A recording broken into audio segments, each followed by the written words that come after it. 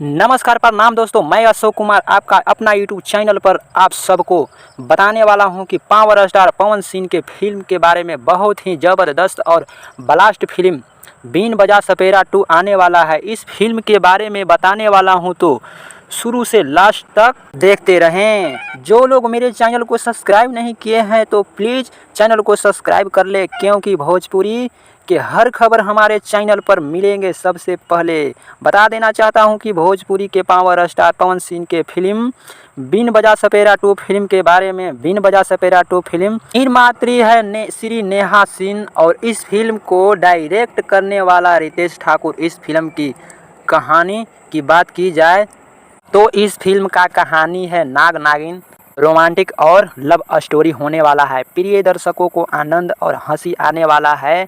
Film star cast में नजर आने वाले हैं पावर स्टार पवन सिंह, मगर एक्ट्री की अभी नहीं खुलासा हुआ है कि एक्ट्री कौन सी रहेगी। आप सब कमेंट करके बताइएगा कौन सी एक्ट्री रहेगी। इस फिल्म की शूटिंग किया जाएगा 1 दिसंबर से और इसकी जानकारी दिए हैं डायरेक्टर अपना वेबसाइट सोशल मीडिया पर बताए हैं।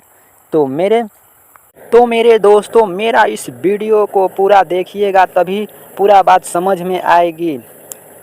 भोजपुरी के पावर स्टार पवन सिंह का वीडियो पसंद आया तो ज़्यादा से ज़्यादा लाइक करें, कमेंट करें।